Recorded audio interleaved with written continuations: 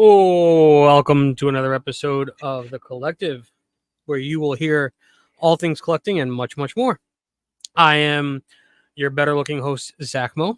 And I'm your worst looking host, Collector. Aw, don't be so hard on yourself. You're handsome. That's all right. Okay. I tried.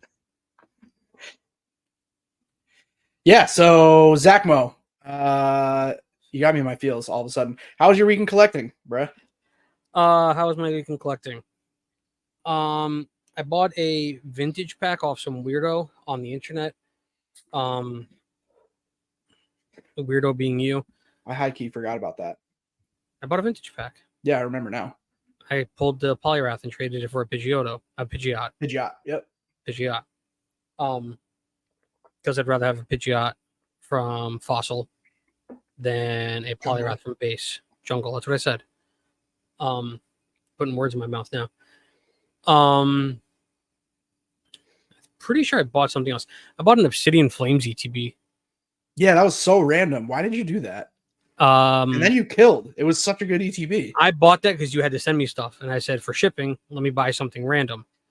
And I haven't bought Obsidian Flames since it came out. I bought a booster box then, and that was the last time I bought it. I pulled the gold Charizard. Yeah. Scizor, right? Scizor. There was something else in there I pulled. I forgot what it was. I remember being very impressed by the ETB. Yeah. So for those of you who don't watch the stream, we have a thing where it's a Zack Mo ETB, meaning there's nothing in it. It's terrible. There's no hits. Pretty much par for the course for you. Yeah, this was not a Zack Mo ETB. You cleaned up well on that. You know what's funny? You opened it. We killed. You bought it. I bought it. I had to open the case, dude. I've had that case sealed since OBF came out, since SVO3 came out. I sold all the ETBs that I opened, and that case was October, September, whenever it was. I don't know. It's just been sitting. Whenever that set came out, case. I get there's 9 left. I was down to 10, and they're in a sealed case. I'm like, I'm not going to open the case and put it out on the shelf. No one's buying them anyway. And then right now. Along. And then you bought one, so I had to open the case, and I'm glad we did. It was awesome. And then later that stream, I sold another box. Yeah, you sold a booster box of Obsidian Flames, and I pulled the SIR Zard. I was like, what? Like, Obsidian's all of a sudden amazing. That's what happens with these sets, bro. We forget. And then we start pulling the cards. We're like, oh, yeah, this set has Houndour. This set has Scizor. This set has Ninetales. To be honest, I'm only looking for the reverse Charmeleon. Because I don't have one. I didn't pull it, right? I don't remember seeing it. No, I don't think I pulled it. I was going to say, the funny thing is that I have another gold Charizard, and you pulled it from a booster box for me when I first started coming to your stream. Of Obsidian? Yeah. Like a year ago. Almost a year ago, yeah. So now I have 2 gold Charizards. So that's pretty dope. Also, a good friend on the stream hooked it up with a bunch of old school Growlithe cards that I probably was never going to find on my own. Yeah. I'm really excited about the 2 Blaine's Growliths. That was really dope. There's a lot on there in that, grouping, and apparently there's more to come. Yeah, I got 2 more, and then I sent you those already. They're on the way to you because you had ordered a second time. I think the second one was the vintage pack, if I'm not mistaken. So I sent the additional 2 with that, and then apparently there's another one that just shipped today. I don't know, maybe even more than that. But I got, who knows with her? Who knows? I got a stack of basically envelopes is how they were all shipped. When I was like, what is all this? And then I figured it out. It was Zack Mo. Shout out. Appreciate that. D. Call her D. Shout out D. I don't know. I don't want to dox too much, but it's open in the Discord. When we're on Twitch, her name on my Twitch is Big Bubba. That's what I call her. So, shout out Big Bubba D. Big Bubba D. Shout out. That was fire. And multiple stuff for multiple people. It's just another one of those amazing things that I see happen in our little community. I always see her, I'm giving her a lot of credit right now, even though she always just teases me and makes fun of me all the time. she always hooks it up for people. Yep. She is an absolute goat. So yeah, shout out Big Bubba D. And and it's not, I mean, in this instance, she went above and beyond, but I've seen so many instances of it happening. It's the best. It's the best. The absolute. So I'm really hyped on those cards. Can't wait to put them in a binder. I haven't done it yet. You're gonna do like a specific like couple pages or something? I actually have a it's too far now. I have a 4-pocket binder. Oh, okay. That I'm just gonna dedicate to Growliths and Arcanines. Nice. That's awesome. Yeah. I'll start setting aside some extra Growlithe and Arcanine that when I find more. I've sent you a few like random ones over the course, but I'll set more aside as I find them. More reverse than not. Just this guy. So picky. Unbelievable. All right, I won't set any aside. You're right. You're right. You're gonna forget. You just do it on your own. I am not. When it comes to helping someone complete a collection, I'm pretty awesome at it. I'm still getting Puchenyas. That's what I'm saying. You can stop. All right. You can stop. You never told me that until just right now. Now is when you told me. You can stop. All right. So I think I have one in every corner of my room right now. You told me you wanted them, so I sent them. Yeah, and I also kind of guilted you into it by saying it looked like a tattoo my dead dad had. I mean, I don't like what it didn't matter. I don't mind sending them. It's fine. Just hoard them all together. I have little stacks on the phone. I did. You're right. I was crying. I have little stacks of Pokemon that I hoard. Like I hoard Gengar stuff. I hoard Pikachu stuff. I hoard now Growlithe and Arcanine. I was already setting aside Growlithe and Arcanine stuff, and I would send some to you and some to Drew. I was going to say, make sure you send some to Drew too. Yeah, I sent him a bunch literally, I was just thinking about that. I sent him. So when I sent stuff last time, I sent Drew all the Arcanine stuff, and I sent you all the Growlithe stuff. But now I'll mix it up a little bit more.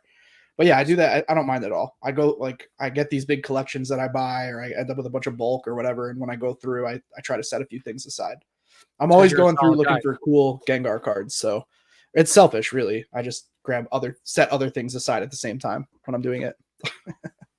You're a solid guy. Like another example of you being a solid guy. Zack Mo got his hot dog.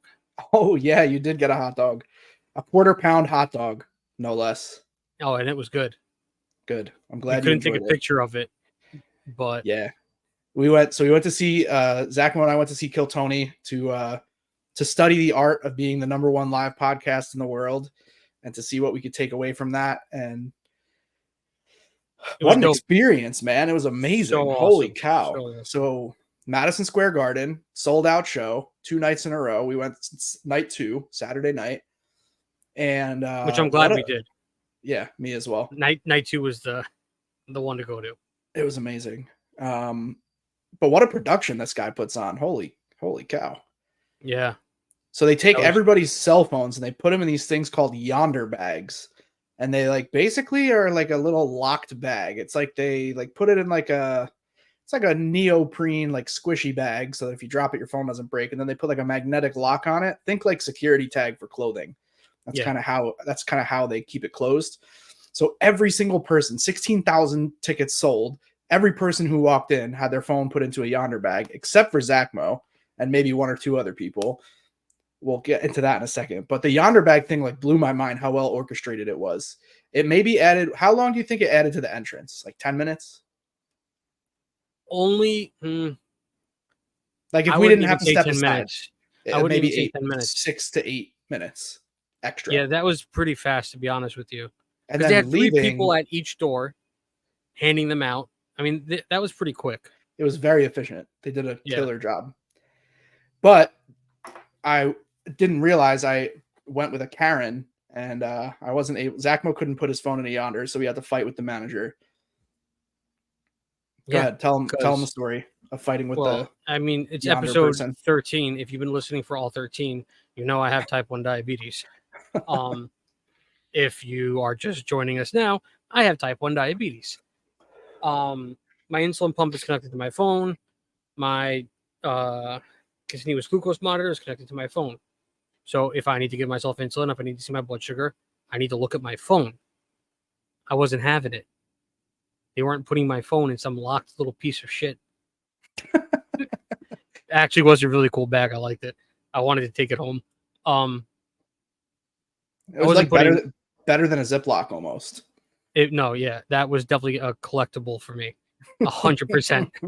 And you just tossed it in that bin, and I didn't say anything. But the entire time I was thinking, don't toss it in that bin. I want that. So yeah, no, like I need my phone on me. That's all. I think they were like relatively accommodating. They had to get the manager, and then as soon as the manager came over, basically they gave you a wristband for it, and that was they're not allowed. Like I remember, I went to see Leonard Skinner at the Forest Hill Stadium over here in Queens, and I brought my bag, and they were doing a bag check, and the guy was like, "Oh, what's all these like needles and shit?" It's not. I didn't have my insulin pump at the time, and I was like, "I'm type 1 diabetic," and somebody standing next to him goes, "Can't ask him anymore." Like usually people are very good about that. Like if I tell you I'm type 1 diabetic, you can't like investigate it. Like I told you, I was in Port Authority once, and the cop turned to me and was like, "Do you have an ID for all these diabetic supplies?" And I was like, "Oh, I didn't know I had to have a fucking ID for a chronic disease." And the other cop that was with him laughed and said, "Go, he moved me along." He said, "Just go." I was like, "Yeah." Most people are very accommodating. Yeah, it was pretty simple to get through. And then we went and got the hot dog, and it was an impressive hot dog. Thank you. It was cheaper than we thought it was going to be. It was $9.50 for the hot dog, which is outrageous. I thought we were looking at least double that. I was thinking 15, 20. Then it was a fat hot dog. That was worth $9.50. It was a quarter pound dog. Yeah, I mean, $9.50 MSG. It was pretty cheap, I thought. I got off cheap. Yeah, and all I wanted else was a Diet Pepsi. Well, I wanted a Diet Coke, but they only had Pepsi. Yeah, MSG, I guess, is partnered with Pepsi, which is crazy. How did Coke not get that partnership? Who knows? I guess Pepsi outbid them. But the show itself was amazing. They had crazy good like production value. That one weighted gimbal in the center of the arena. I saw a couple clips that they've already uploaded to YouTube utilizing that gimbal that was like spinning around. Okay, yeah. I didn't know it was called a gimbal. A gimbal is a term for like a camera stabilizer that allows you to move a camera around without the camera like shaking at all. They have like handheld gimbals, like the guys that you remember the guys down below that were carrying those things. They had handles. Yeah. Those are gimbals as well. Gimbal is just a general term for a camera stabilizer, basically. It allows for side to side and up and down without the camera shaking. The more you know. Yeah, I have one. I own a gimbal. I was supposed to use it for the stream. Set it up once. Cool. It's a pain in the ass. I never used it again. Well, yeah, they had a very cool gimbal. It was amazing. The production value was very high. They had pyro, which I think. What'd you say? The Black Keys played. Oh yeah, the Black Keys played. Super random. Tony Hinchcliffe's just like, welcome a friend of the show, the Black Keys. And I'm like, what? We both looked at each other like, wait, what? Yes, but I think we need pyro. That was one of the lessons I took away. The pyro. We need pyro? Rad. Yeah, for sure. Yeah. I mean, if we want to be the number 2 live podcast in the world, first we need to go live. Second, we need pyro. Those are the 2 key elements. I need to not be in my room. Yeah, we can work on setting. MSG would be probably better than like these crummy fake green screen backgrounds, but we'll get there one day. I think pyro comes before that. Pyro is top of my priority list. I mean, I can get us some sparklers. That would be hilarious. Just like hold up a sparkler. This gets 20 likes on YouTube. I'll buy sparklers for next week. Oh, that would be hysterical. But yeah, overall show was amazing, and Tony Hinchcliffe's a genius. There's a reason that they're the number 1 live podcast. He really is. The guest list was like disgusting. How many times collects look at celebrity each other? Friends? Like every time they announce somebody, we both turn to each other like, "Wait, what?" Yeah, it was insane. The guest list was crazy cool. Got to see some absolutely iconic comedians who I never thought I'd be able to see them perform live. And you could tell the thing that I liked the most about it, the comedians that weren't like A-list celebrity comedians were so grateful. You could see them like sucking up the energy of MSG and just like, that's a dream. What a dream to be a stand-up comedian. Sold out Madison Square Garden. MSG. I mean, like I turned to you. the one fellow that I really like, Cam Patterson. His set wasn't terrific. I'll get but not even a year ago. Like it was less than a year ago, where he went viral with the rocks. Yep. That he collects rocks. That's kind of funny. He's a collector. Yep. He is a collector. We got to get him on here. Yeah. Could you imagine? I'd lose my shit. Man, that would be amazing. I will DM him tomorrow.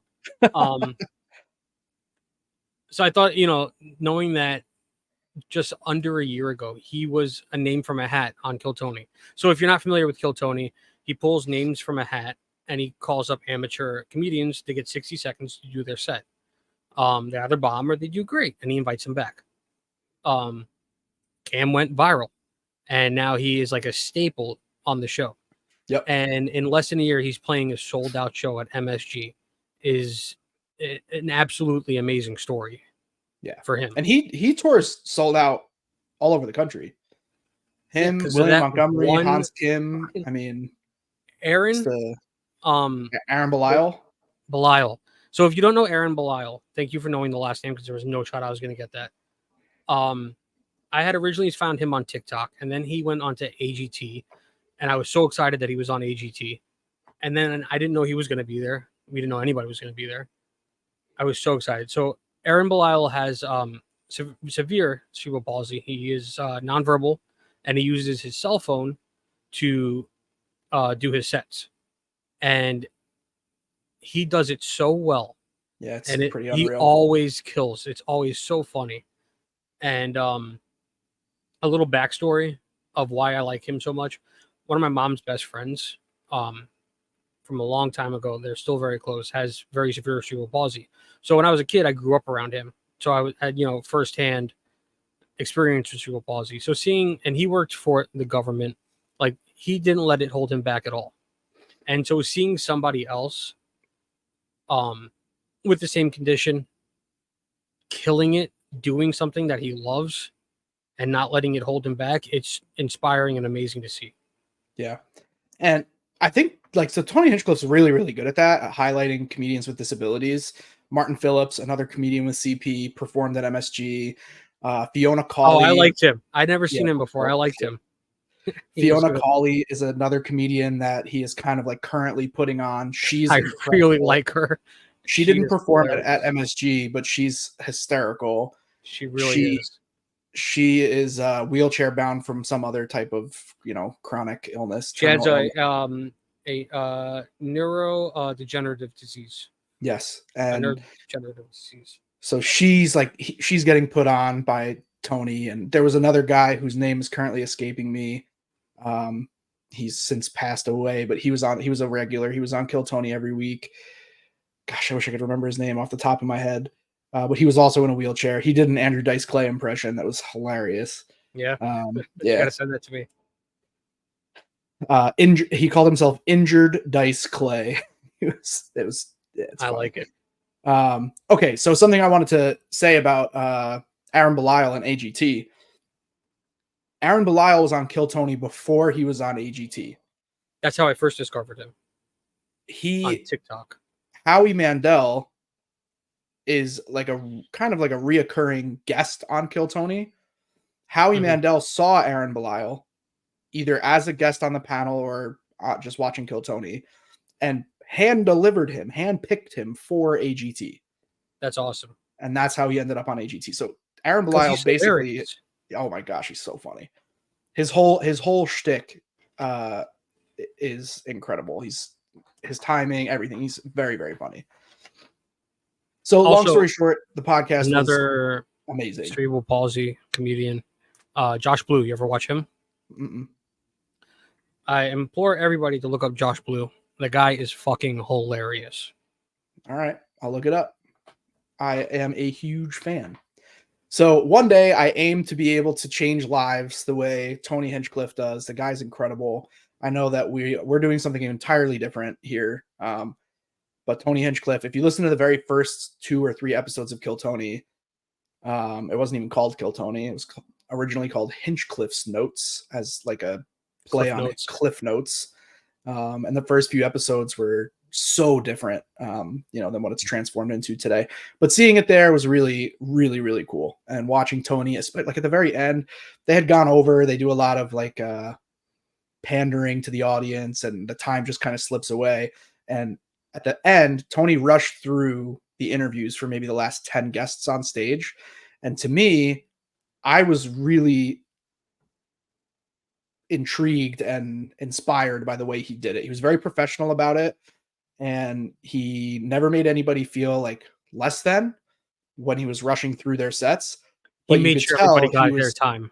yep, but he was being a boss at the same time. And like in his mind, he's not thinking, I'm playing Madison Square Garden. This is the best night of my life. He's thinking, I'm running the #1 live podcast in the world. I'm on a schedule.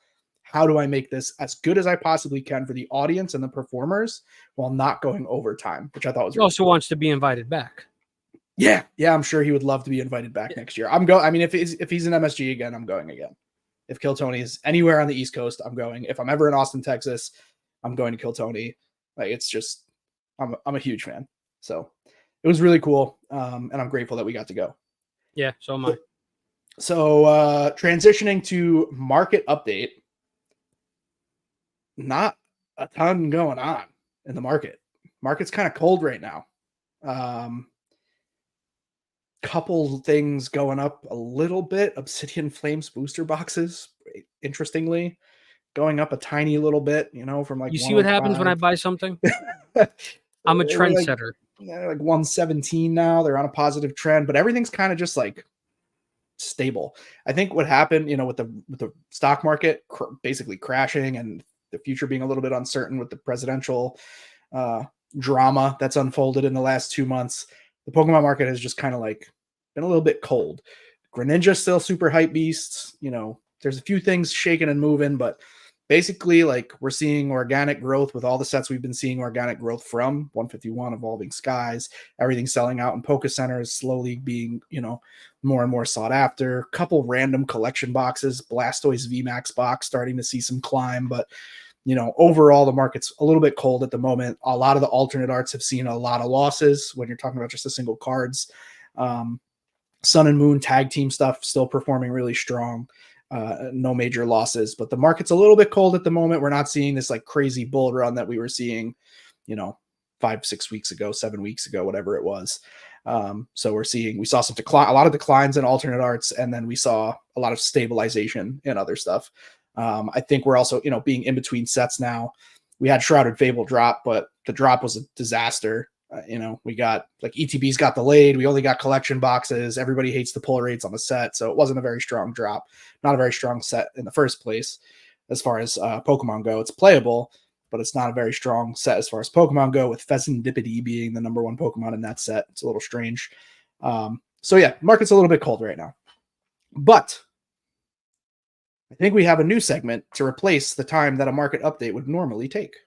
So we are going to introduce a new segment. Nice segue. We're gonna highlight a Pokemon each week, and we're gonna tell either like the Pokemon lore of this specific Pokemon, or where the design and the idea comes from, and the lore in real life of the Pokemon.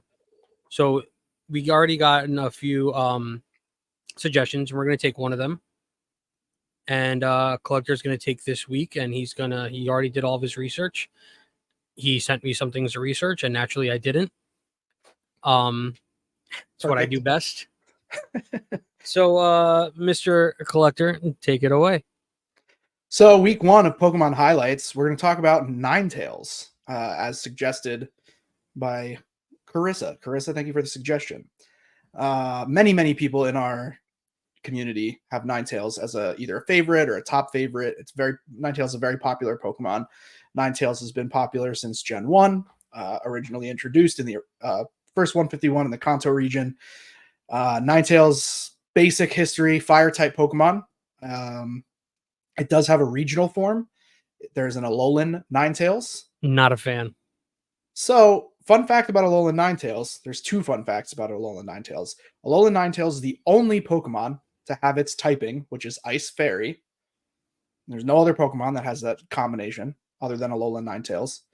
Okay, that's cool. Also, fun fact about Alolan Ninetales.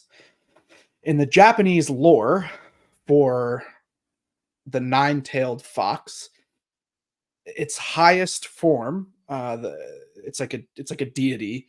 Its highest form is a silver version, which Alolan Ninetales, as we know, famously a silver-ish Pokemon with blue tips, as opposed to a yellow with orange tips.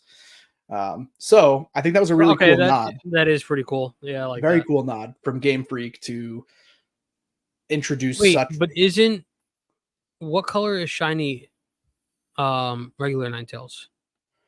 It's like a So darkish. Shiny Ninetales has had 3 iterations. I don't remember the generations. It's a silver and blue current Right, Shiny okay. Ninetales. Like in Pokemon Go, the one that we're probably most used to seeing, silver and blue. Also, same type of nod uh, from The Game Freak. lore. Right, Right. okay. It nods back to the lore. At one point, Shiny Ninetales was actually lavender. I believe Gen 3. Gen 3 Shiny Ninetales was like a lavender color instead of a silver color. I like what we have now. It's beautiful. I mean, Ninetales is a beautiful Pokemon, and the colorway that we have right now is incredible. Ninetales is easily one of my top 10. I've always considered myself like I remember talking to somebody and they were like, what kind of trainer would you be? And I was like 100% a Kanto Fire type trainer, and Ninetales would absolutely be in my party. Yeah. Arcanine, Ninetales, who else? Zard. Zard, I would have a Growlithe in there. Growlithe and Arcanine. Oh, That's okay. 4. I may throw in a Magmar, little Spitfire Pokemon. And surprise, surprise, I'm gonna throw in a Gyarados because it can learn Flamethrower. Cool. Gyarados is rad. Red Gyarados. Even more rad. That would be even more Ninetales. rad. So Ninetales and Arcanine are like sort of parallels of one another. They are Right. both extremely strong Pokemon. There's actually some conspiracy theory that Ninetales at one point, like this isn't written anywhere, but at one point Ninetales was a legendary Pokemon, and then overpopulation of Ninetales like knocked it down from legendary status, which I don't necessarily know how how I feel about When you that. But say a that is conspiracy, like I thought you meant like a real life conspiracy. it. I mean, like someone in real life thinks that this is a thing. I guess it's like they're making up a fake conspiracy, but yeah, there's like subreddits about the Ninetales being a legendary.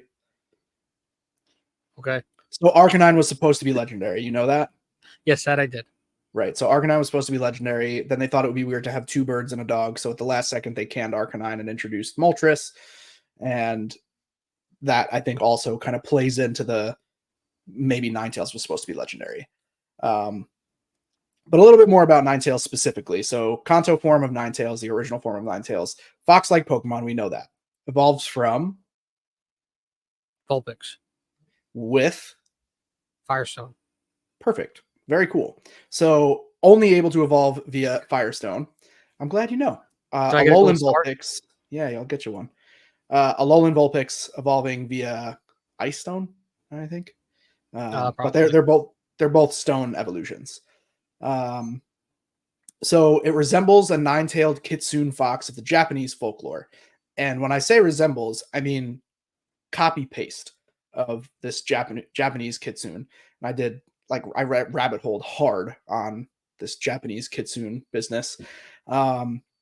So obviously, regular Ninetales, as we know, Ninetales has like this nice golden white fur, and on the top of their head they have like this big tuft of hair, similar to Vulpix, but Vulpix is more like unruly. They have very sinister red eyes, which give so Ninetales has the ability to physically control the minds of people and other Pokemon. It has very distinct ears, slender legs, 3-toed paws, and no visible claws. The shiny version has that silver gray fur instead of that light cream fur that we see. So Ninetales are extremely intelligent, and they have a very strong obsessive personality, which directly links to the Japanese folklore of Ninetales. Kitsune. Yeah, so Kitsune just means fox, and in Japanese. It's not the whole story though. So calling Ninetales a Japanese kitsune is not. It's just calling it a fox. Yeah, it's not encompassing enough. So many people would refer it to a kitsune, but there's much more to the story. Um, so what kind of fox is Ninetales? So a kitsune who appears in like yokai anecdotes are like field foxes or invisible fox spirits. Those are two different ways. But the kitsune that Ninetales represents is meant to mimic like a spiritual deity, like a messenger. The most powerful one in all of Japanese history, Inari, is the name of that messenger. And then there's like another crazy, crazy story from Japanese folklore, where Ninetales. I'll get into it more in a second. Let me keep going on what I was doing. Just talking about Ninetales first. So Ninetales has a lot of different mysterious powers. They can control flames through mystical forces. We don't really know how the flames are controlled. They just can control flames. They can hypnotize people through the flames.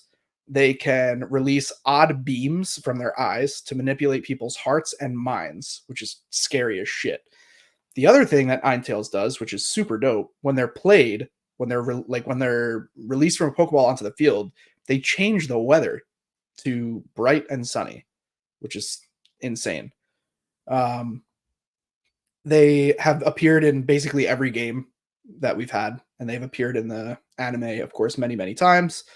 The first appearance in the anime was the first appearance that wasn't banned. The first appearance that we can still look up, it was under the ownership of Blaine. The episode name was Riddle Me This, and this is crazy to me.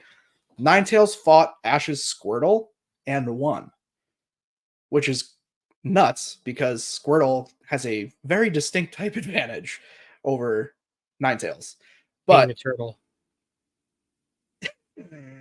yes, because he was a turtle.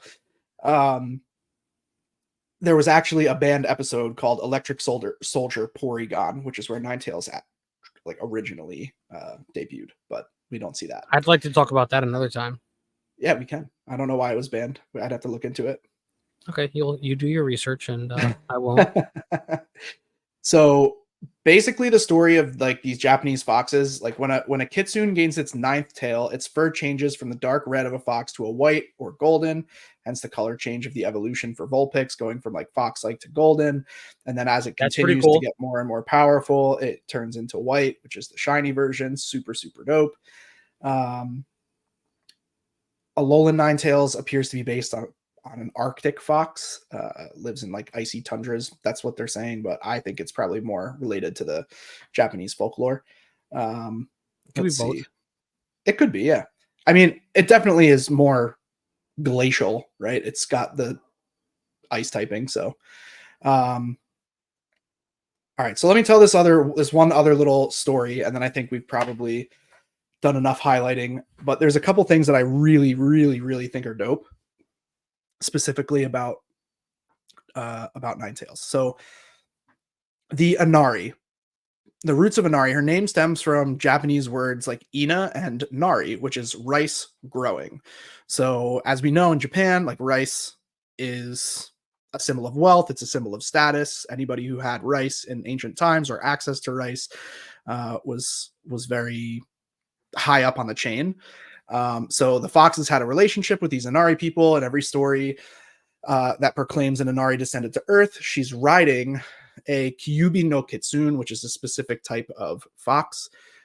Customarily, Zenko are deemed to be virtuous foxes. Zenko are the messengers of Inari, and if you look at pictures, the Zenko looks quite a bit like Ninetales, so that's like the story of a good Ninetales. How do you spell that? Zenko or? Yeah. Zenko, Zenko. So if you want to look that up, people, that's how you spell it. Yes, Zenko, Zenko. So that's like the story, kind of like the story of the good Ninetales. There's also one story of a pretty bad Ninetales, but there's really only one story. Basically, to summarize, there was an emperor named Toba, and he was like walking and found this like baby on the side of the road, and the baby had this crazy intelligence, much like Ninetales. and the baby was very, very bright, and the adopted parents were like showing it off to other emperors, and then the emperor made her like a servant of the court, and over time everybody in the land started to really, really love her. But as soon as he adopted her, well, first he named her Tamamo no Me, right? But as soon as he adopted her, he made her his consort. From that day forward, the emperor started to die with each passing hour. He got sicker and sicker and sicker over time. They hire an astrologer. The astrologer says Tamamo no Me is the reason. She's a fox in disguise. She's planning to take your throne. And they start interviewing her, and like a tail pops out, is sort of like the lore. Like a tail pops out from underneath her dress. She runs away. They chase her. They can't find her. They send 80,000 troops. Nobody can find her. Terrible timing for your tail to pop out. And then she's getting away, and then I guess only 2 soldiers can finish up this like hunt. And one of the soldiers has a dream. The fox is pleading, "Tomorrow I'll lose my life to you. Please save me." And he refuses. The next day, they shot Tamamo no Me, the fox, down with 2 arrows, one through the neck, the other through her flank. And then the soldier slashed her with his blade. When that happened, Toba died, and like pretty much immediately, the emperor. So the death of Tamamo no Me did not end her legacy. Her spirit lived on as a murderous stone, like a rock. And the stone was called Sesho Seki, and it discharged poisonous gas and killed anyone who touched it. Now we get to your favorite part. This is one of my favorite parts about Ninetales lore. That is very important. The reason I closed this page already, I got to pull it back up. The reason that's so important is in Pokemon, which version? Okay, so in Pokemon Mystery Dungeon Red Rescue and Pokemon Mystery Dungeon Blue Rescue, Gengar was originally a human who grabbed a tail of Ninetales, one of the tails, and was cursed into the form of a Gengar. That to me is insane, that it goes so closely with the actual Japanese folklore that there was this like poisonous gas stone that killed people who touched it. And we've already talked about it a little bit about Gengar, where Gengar is said to be a young boy who was cursed and trapped as a Gengar. And that's why he goes after and tries to kill every person that he sees. Super, super crazy. Like, blew my mind when I figured out the connection. So that's my favorite part about Ninetales. And then just other fun facts. People say that each of the Ninetales, there's like other little bits of lore. Each of the 9 tails of a Ninetales was like a reincarnated form of like some deity, right? Like 9 different gods got together and they became the tails. It's said that if you touch the tail of a Ninetales, you'll be cursed for 1,000 years. And the reason they say it's 1,000 years is because that's like the lifespan of a Ninetales. So just a crazy Pokemon with tons of cool background and history. I was really stoked to learn on it. And it was fun for me to look it all up and learn about it. But that's what I got on Ninetales. I'm excited for next week. We'll do another Pokemon highlight. We're always taking suggestions, by the way. So put your suggestions in the comment section. Put them in Discord. Let us know what Pokemon you want us to highlight next. Because I had a blast. We'll do Shuckle. I hear the people. They want. If you guys want Shuckle, we'll do Shuckle. I don't know if Shuckle has the same incredible lore that Ninetales does, but maybe they all watch do. Watch it have an even better one.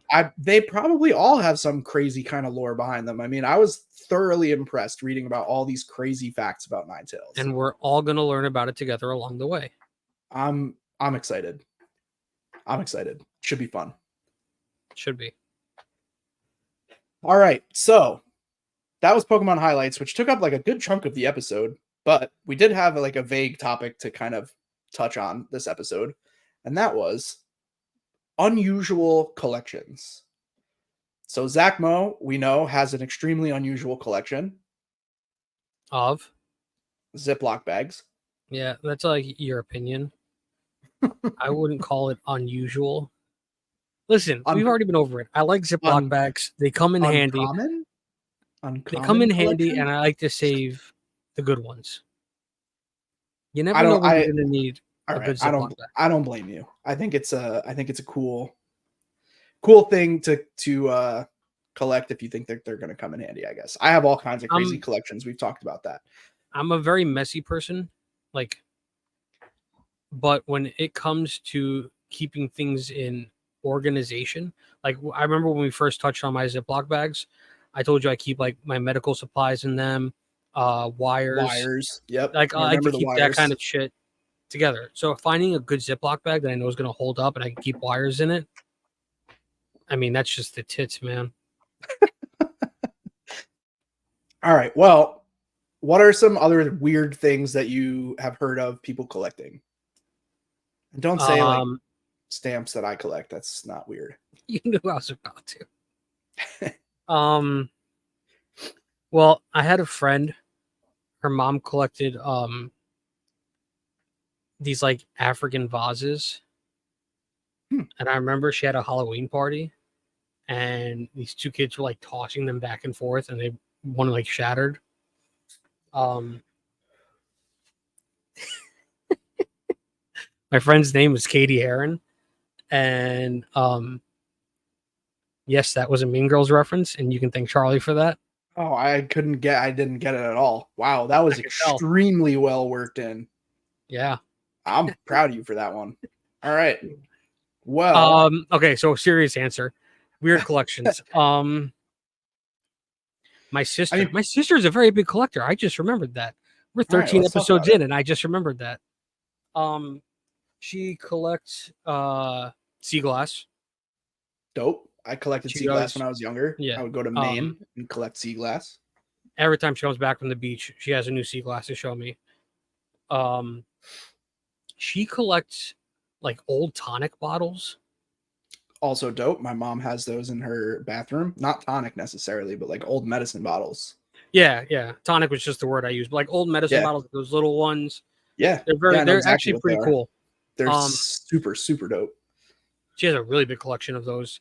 Maybe one day I'll take pictures and put it on the Discord. She has a collection of like 1920s era cups. Cool. She has a collection of. She's actually a bigger collector than I am. I think she has a collection. She's definitely got the bug. I can hear it in your voice. Like now that I'm thinking in like about her room, like I could see everything that she has that she's collected. Excuse me. She has a very good collection of like gems and minerals and stones like that shit. A very big collection of that. She collects art. None of that is like super weird to me. Those are all things that I've heard people collect. No, yeah, it wasn't really. That. Yeah, that it was really just wasn't a good. No, it was good to talk about it though, because I think people collect what they like. Mm-hmm. Like this gentleman, his name is Nick Vermeulen. He's in the Guinness Book of World Records, and he has over 6,290 vomit bags from airplanes. See, when you say it, like when you think about it, you're like, that's weird. But then when you really think about it, you're like, that's kind of fucking cool. I mean, I think we're all like equally sick in the head as collectors. Like there's like something in us that we just collect things that we like. Skin. That's, people do that. Jeffy D, the homie, Mr. Doms. Pez dispensers, huge. There's like a market. You just call him the homie? Dispensers. The homie, yeah. Me, him, and Teddy B. Sandwich. There's a funny episode of Kill Tony that this guy's like talking about. He like used to be friends. I don't want to ruin it. Never mind. You gotta watch the episodes. You gotta watch Kill Tony. I'm obviously a big fan of Kill Tony. He was friends with Richard Ramirez, and he's talking to Tony Hinchcliffe about it. And Tony's like acknowledging that it's Richard Ramirez, the Night Stalker. And he's like, yeah, me and Richie. And he's like, whoa. Did you just call the Night Stalker Richie? He's like, yeah, he was a good guy. He was not a good guy. A great guy. That's funny. So, this guy collects back scratchers. He's got 675 back scratchers from 71 different countries. Look at the screen. Interesting. Oh, look, you got a back scratcher. I love my back scratcher. I was waiting to stumble upon this next one. This person collects nail clippings. That's a pretty rough one for me. Their own? I don't know. Let me read about it. I need a lot more context on that. Atlantic Path has entered the Guinness Book of Records with the largest collection of nail clippings, almost 30,000 of them. This group of scientists is studying the various factors that lead to the development of cancer. Oh, well, now you make it seem like I'm an asshole. They use body measurements, blood samples, and of course, nail clippings. All right. Well, that's not a real collector. Those are scientists. That's different. Yeah, that is really different. What's something weird that you think somebody would collect? Like that you've maybe heard of or you think would be weird for somebody to collect? I don't think I can really answer that or judge in this space. Maybe not weird, like, sure. but maybe like unusual. Okay, I mean, because like I mean, yeah, sure, I make fun of you for like stamps and random shit. But that's just me busting your balls.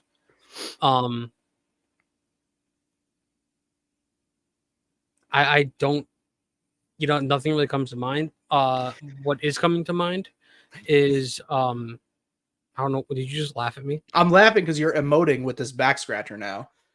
Oh, it's in my hands now. Now it's yeah, not going anywhere. You didn't realize you're doing it, but you're talking with the back scratcher as if it was your hand. It's pretty good. So for those of you who have watched Netflix's Love on the Spectrum, Australia, if you haven't watched it, watch it. I haven't. Oh my God. You'll fall in love with every single character. It is such an amazing, great show. Back to what I was saying. There's a couple, they're both on the spectrum, and I cannot remember their names. I remember her name is Ruth, and I cannot remember the gentleman's name. He collects toy trains, and she has a collection of business cards. And boy, let me tell you, her fucking collection is huge. Like, she shows it off, and they go on a date, and they get driven by like 1920s Chrysler, and like this guy like does this thing in Australia. He drives people around in it. Chauffeur, that's the word I was looking for. And like as they're getting out of the car, she just goes, "Do you have a business card I can have?" He's like, "Yeah, sure." And she's like, "I have to add it to my collection." And she has like such an incredible collection, like all. Yeah, that's a super dope collection. I love that idea. That's cool. That's connected to every event. You know what I mean? She's not like ordering random business cards on Amazon or like buying them from thrift stores. She's collecting them from life events. That's really cool to me. I actually met somebody that came into my store. If you're curious what I'm doing, I couldn't find my jewel. I actually met somebody that came into my store, and they took a business card and they said that they collect them. And I did not like really think about it at the time. I was probably like half asleep sitting there. But yeah, no, like you just said, she's collecting. That's like literally collecting memories. Yeah, it's really cool. I mean, I do the same thing with playing cards, but I'm buying them. She's just getting them for free. She's winning for sure. I have probably like over the course of decades, I probably have $10,000 into the playing card collection. We're not talking Pokemon cards. We're talking decks of playing cards. Yeah, yeah. So she's winning for sure. I mean, I've been buying playing cards since I was a kid. Couple. That's awesome. I'm telling you, that show is amazing. I definitely recommend anybody who just enjoys reality TV that's not shitty reality TV and just wants to watch people on the spectrum fall in love and go on dates and be themselves. It's a really awesome show. And, I kind of just made a connection. A lot of them collect. A lot of people on the spectrum collect. And I wonder if there's something in there.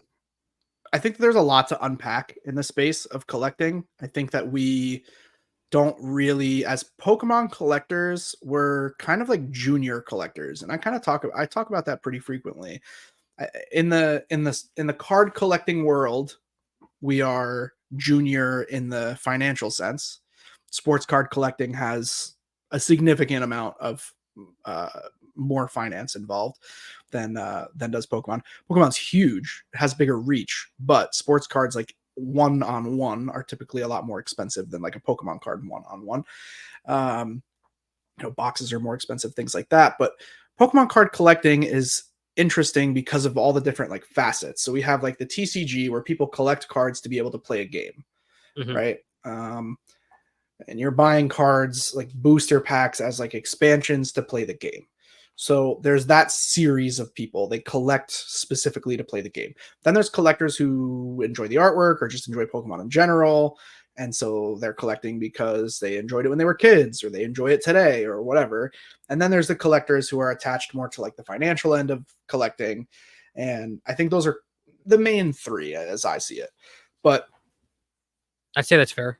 there are other collectors who would align more with like Pokemon Collector number 2, who are collecting just the things that they enjoy, that like, you know, they can either collect to or connect to some previous memory in their life or whatever. Like my mom has thousands of baskets.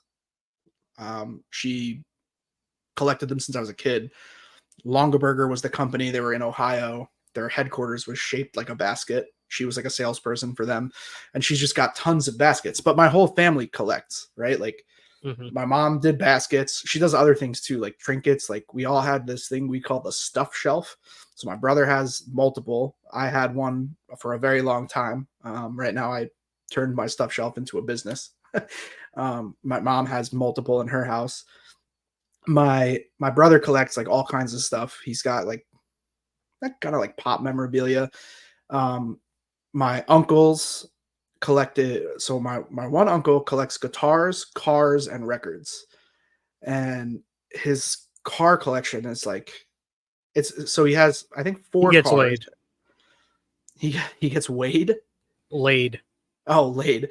He's pretty rad. He has like 4 cars, but he has like everything car related.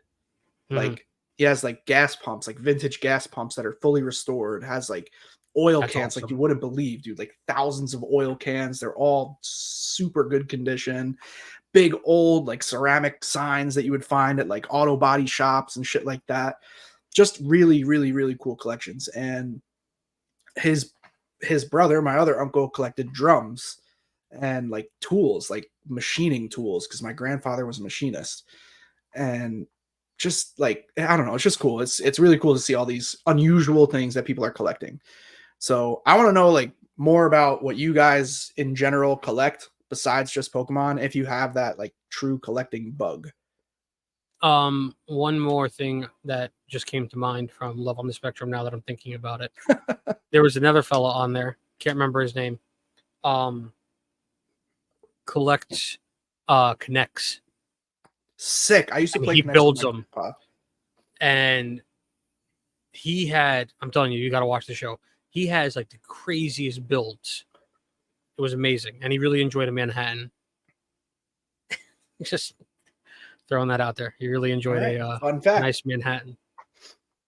That's awesome. Connects were a huge part of my childhood. My grandfather, my father's father, would watch me one or 2 days a week, every week. And from the time I was like a little kid, and he had Alzheimer's, like pretty much my whole life, that all the way back that I can remember. And when he started taking care of me, it was very like early stage Alzheimer's. So it didn't really impact him too much that I can remember. And so we always played Connects, me and him. We would build Connects. He had a train set in his basement. He had race cars in the basement. He would take me to like, there was like this like wooded area in a like behind a business, like a couple blocks from his house. We would call it Sherwood Forest. Anyway, he was a big part of my life. And the Connects, the reason I am talking about it, those Connects are at my brother's house. The same ones that I played with my grandfather and my brother played with my grandfather are at my brother's house, and my brother's son plays with them today. That's really dope. Super, super cool story that you is. just totally, just reminded me of and made me think of. So for me, collecting goes like deep. That's why like I don't really know where the stamps came from, to be honest. I think the stamps were just like, I like them. And I was corresponding internationally with my wife when we were dating internationally. And then we also needed to correspond internationally with her family once she lived here. So we had bought a few international stamps, and then we were sending letters. We lived in Minnesota. My family lived in New Jersey. Her family lived in Edmonton. And so we were like sending stuff. We were sending cards and letters and whatever. And we were buying stamps, and I just decided to buy cool stamps. And then there would be leftover stamps. And then I just started collecting stamps. It's pretty dope. But yeah, the collecting, I think it goes deep. I think it goes like, it's like deep in my psyche. I would like to get like psychoanalyzed to figure out what it is that makes me want to I'm going to do a that little bit of research on this. I'll actually do some research. because I want to see if it does correlate with the spectrum at all. I mean, I wouldn't be surprised. It Neither would wouldn't I. shock me in the least. Neither There would are I. like for me, like going back and like looking over my, I get like obsessive about stuff. Like I'm Like when I thinking was, the Ziploc bags. Like that's fucking weird.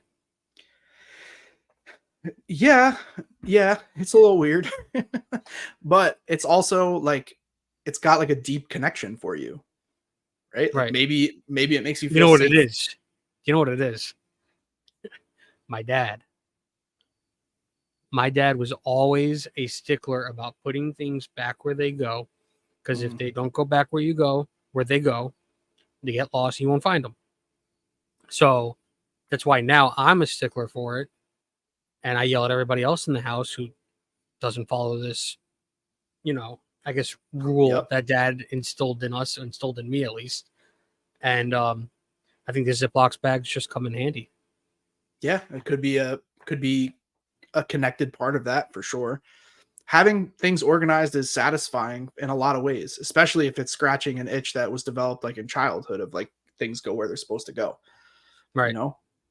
But some people are like militant about organization and they wouldn't even refer to it as collecting. Like it wouldn't be collecting Ziploc bags. It would be like this is not a collection. This is these are utilitarian tools that I use Yeah, that no, I use I have a collection. organizing.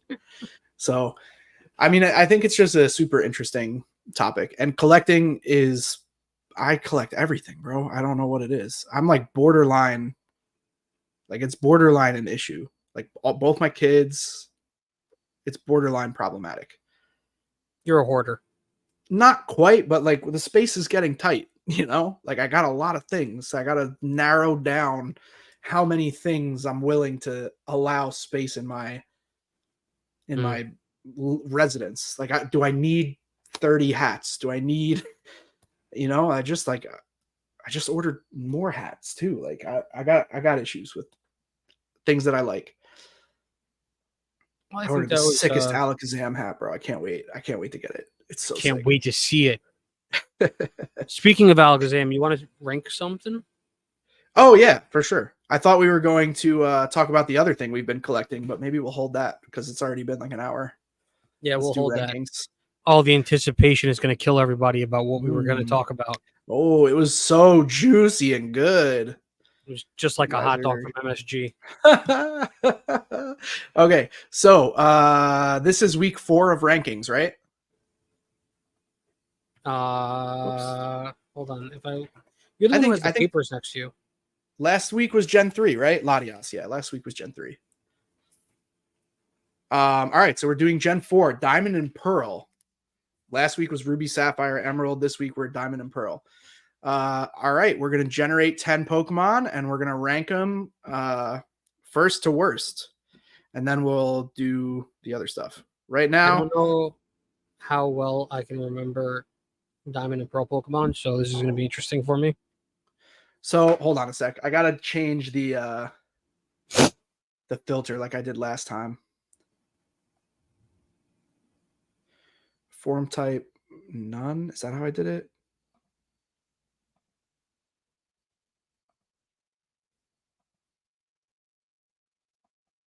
I think it was that.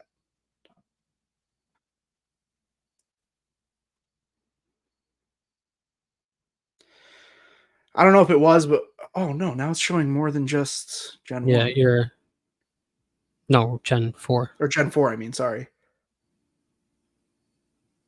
That looks fine to me. No, but Plant Wormadam is it, and Leafeon. No, Leafeon was Gen 4, but Plant Wormadam shouldn't be there. Why not? It should just be, because it's a form type, it should just be Wormadam. But it doesn't matter. It's only one, so we can do it this way. This can be our list. So for those of you that can't see the list. No, you're doing it wrong. Okay. You do one at a time first, remember? For the 10. Oh, yeah. And then we do our part. Yeah. It's our fourth time. Yeah. All right. Pokemon 1, Frostlass. We're going to rank these first to worst, random 10. Pokemon number 1, Frostlass. And this is just our opinion. Just our opinion, but, we both think we're right. I'm not going to go. What was that disclaimer about? Who's listening to the podcast that's going to be so butthurt about our ranking? You need to throw out the disclaimer. It's only an opinion. I'm just saying. Damn, this is a tough one, bro. Is it? I haven't liked for me. One. Yeah, I know, and I'm having a hard time. I never liked Frostlast until I never liked Frostlast until what was the set? Twilight Masquerade. Mortal Kombat. I really like Frostlast, yeah. The Mortal Kombat art rare. Damn. All right, well. Sorry, Frostlast. Don't put it 10. I didn't. Torterra! Super dope scene with Torterra in Detective Pikachu. Yes, that was. Torterra, Pokemon number 2 on our generation. Ready for Pokemon number 3? I'm ready. We get Prinplup. Prinplup's cool. I like Prinplup. I don't dislike Prinplup. I mean, yeah, I'm indifferent. Yeah, I guess that's a good way to put it. Dusk Noir. Sick. Indifferent. I like Ghost type. Ghost, Psychic, Poison, anything like dark. Rotom shouldn't be there. I did something wrong, but we're just going to go with Rotom in general, and I'll skip additional Rotoms.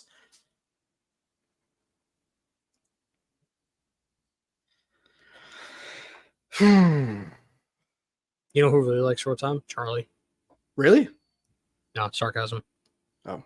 Yanmega. Easy. Okay. How many do we have left? 1, 2, 3. Only 4 left? Holy cow.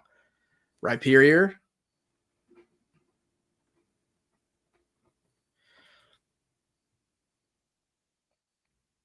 Good. Okay. Yep.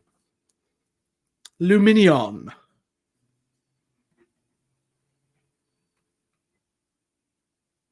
Man, I'm going to hate my number 1. Oof. Budu. We need a heater right now, bro. We really do. We need a heater. Come on, heater. Fuck. It's Chatot. Oh my god. Oh, can I call a mulligan on Chatot? Good lord. That was weak. That was a weak 10. Let's start with 10. 10 up? Yep. All right. Yanmega. Rotom. Yeah, that was close for Rotom. Yanmega, for me, easy number 10 because of Pokemon Go.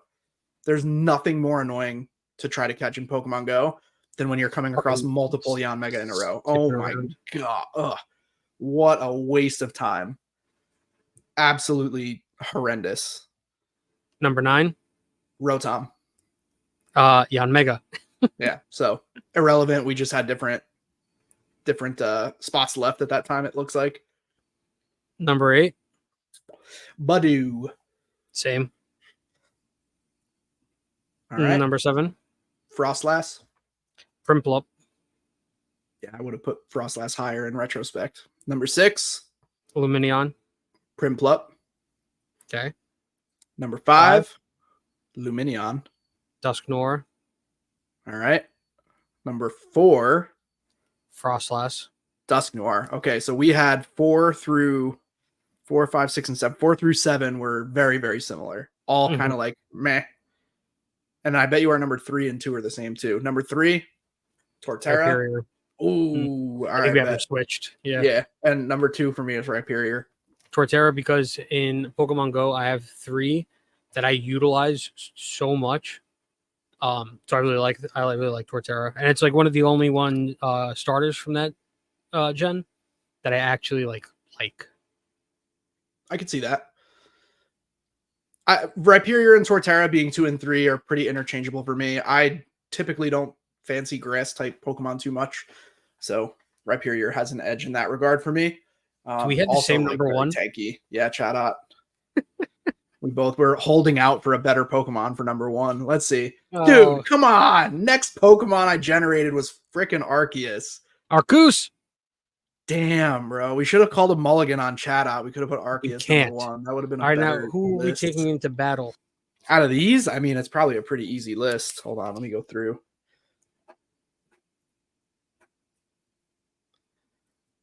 It's not that easy once I get past 4. No, it's easy. I got it. I'd probably just take those 6. Who are you taking? Rhyperior, Torterra, Dusknoir, Lumineon, Prinplup, and Frostlass. My only difference is I'm taking Yanmega instead Of who? Prinplup. Reason being, yeah. Yanmega, the bug type is effective against Psychic. So I don't know who I'm going up against, but I want to have an ace in the hole for that. I do know. I don't want Yanmega in my battle party under any circumstances. I'd rather lose. Well, and yeah, you lose. Rhyperior versus who? Prinplup? No, Prinplup and Yanmega. That's our only difference. Yeah, what if we fought those two? Who's winning? Prinplup for sure. Yanmega for sure. No way. Prinplup's tanky ice. And isn't Yanmega the it's bug and steel, isn't it? Might be steel too. I hate Yanmega. Bug flying. Whatever. I still win. Actually, no, you win because ice takes out flying. Yeah. No, Prinplup is water only. Yeah, but can it learn ice moves? Yeah, it can learn. It can learn ice moves for sure. Yeah, so you're taking me out. All right, so now we're gonna do the. How we do 15 and then we pick 6 for a battle party. Correct. Ooh, got some heat. Oh no, dude, I definitely did something wrong. There's 4 Arceus in it. What did I do wrong? Let me try to figure this out real quick. Why is it doing this? All right, well, I'm gonna take Arceus, Arceus, and Arceus, and Arceus. Yeah, let me try that. Now there's no Arceus in it, but there's no dupes. That's fine. Darkray's in it, so Darkrai. I always say Darkrai. All right, pick 6. For those of you that can't see, here's the 15. Yanmega. You have to take Prinplup and I'll take Yanmega. We have Darkrai, Bastiodon, Hippopotas, Prinplup, Roserade, Baneri, Plant Wormadam, Magmortar, Staravia, Cranidos, Chingling, Yanmega, Skuntank, Drapion, and Electivire. Those are the 15. This is, for me, so far looking pretty simple.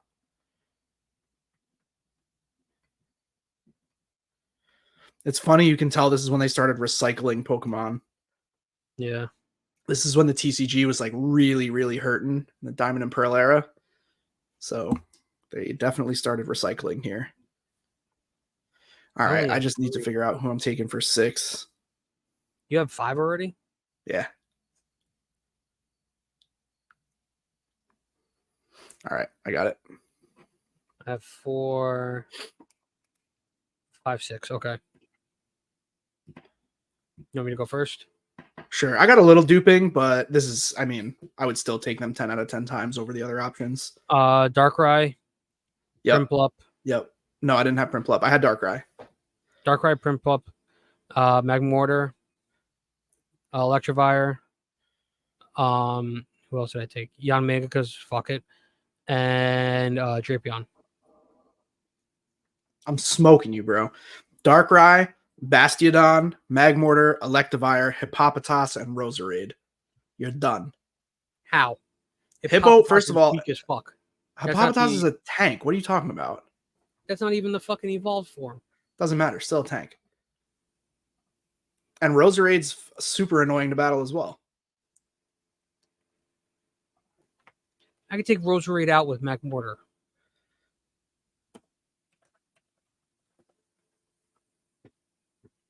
One shot, bro.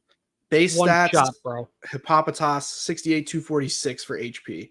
Who are you trying to fight against Hippopotas? I'll throw no, I won't. I will throw No. It's got to be someone I don't have. Drapion, Yanmega, Prinplup. Prinplup. Stage 2, right? Yeah.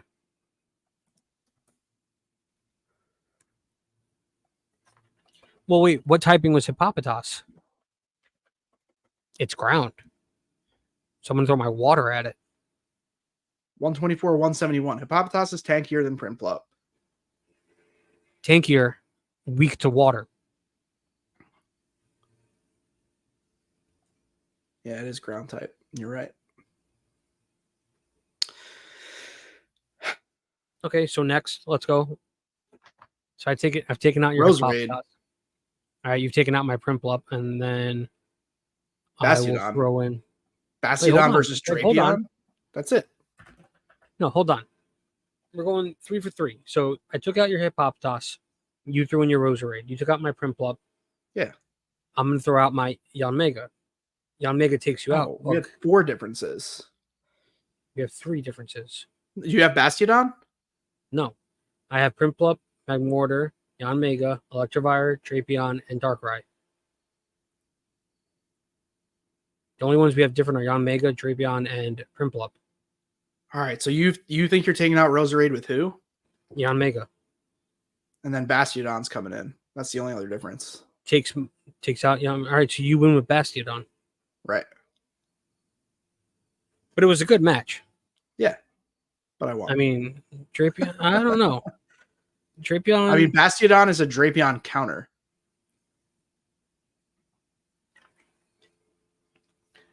But there is some debate that Glysaur is better than Drapion. I don't know. It was a decent ranking. It's tough doing this with just the generation specific. I think is pretty difficult. But it is fun. It is. You want to run one without generation specific? Just an all? We've never done that before. Do it.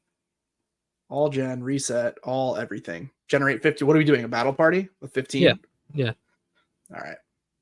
We should have reserved this until we get through 5, 6, 7, 8, and 9. Too late. Yeah, too late because this is crazy. All right, we have Pichu, Sneasler, Fracture, Numel, Komodo, Kilowattrel, Gigantamax Eevee, Quaxwell, Cubfu, Nosepass, Glysaur, Sylveon, Flower Matcha Cream, Alchemy, Buffalant, and Heliolisk. It's actually not even a really strong list at all. It is not a strong list whatsoever. Pretty terrible to try to fight with that, but we'll give it a go. I hate it.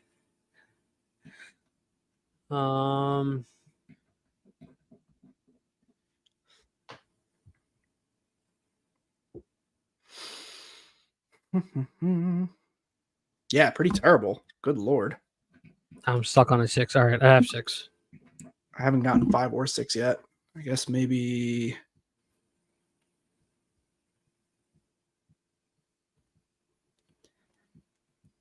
Yeah, this sucks. Yeah, it does.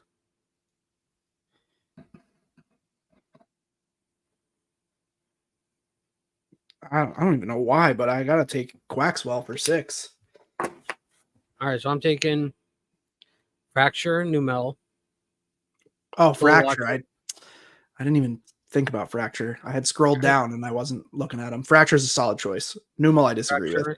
Numel, Kilowattrel, Gigantamax Eevee, Sylveon, and Cubfu.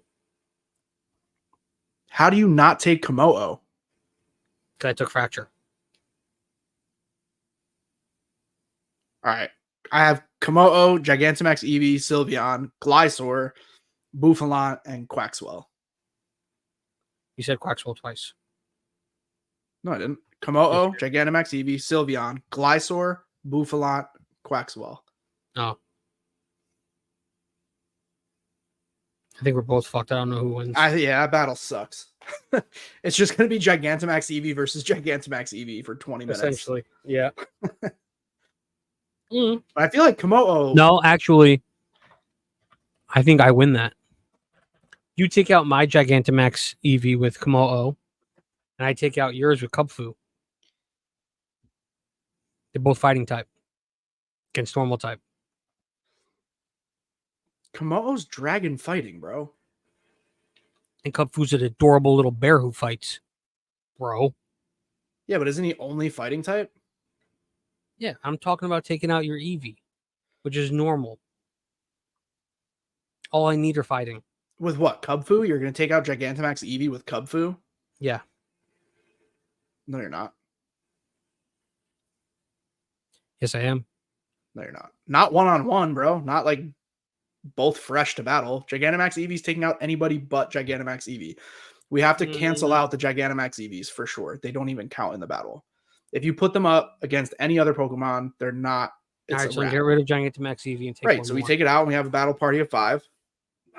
No, I'm taking Quaxwell. Quaxwell? Who are you taking Quaxwell out with? Eevee. No, I'm taking Eevee out and putting Quaxwell in. No. I'm saying we both. Well, okay. In that case, I'll add in Kilowattrel. There you go. Like if we both remove Gigantamax Eevee, I would add in Kilowattrel. Okay, that's what I was saying. So then I have Komodo, Kilowattrel, Sylveon, Glysaur, Bouffalant, and Quaxwell. And I have Quaxwell, Fracture, Numel, Kilowattrel, Cubfu, and Sylveon. So we're left with Glysaur, Bouffalant versus Fracture, Numel. All right, I think you might take it. Right? And wait, who's your third difference? Komodo and who? Cubfu. Oh yeah, Cubfu. Yeah, it's a rat. Yeah, it's a rat. Cubfu, Fracture, Numel versus Komodo, Glysaur, Bouffalant. You're done, son. Yeah, you're done. whatever. You're done. All right, that was fun. That was. I always have fun hanging and talking with you, to our lovely audience. We love you, audience. You don't need to follow me anymore. I can go live. Thanks for another fun, exciting episode of The Collective. I've been The Collector. I've been Nine-Toed Zack Mo, who collects Ziplocs. That's right. Join us next week. Make sure you like, comment, subscribe, share it out to your friends. Do whatever you want to do. Join the Discord. Give us suggestions for the next Pokemon highlight. Yeah. Suggestions for next Pokemon highlight. That's super important. All the other stuff, whatever. Give us suggestions for the next Pokemon highlight. I said something about 20 likes. Oh, sparklers. If you want to see 20 sparklers. likes on YouTube for some sparklers. If you made it this far, you can click the damn like button. If you made it this far, I thank you a hell of a lot. Yeah, for real. It's unbelievable. An hour and 17 minutes of unfettered ranting. Unbelievable. All right. Well, that's all for me. Catch you guys next week. Bye. Bye.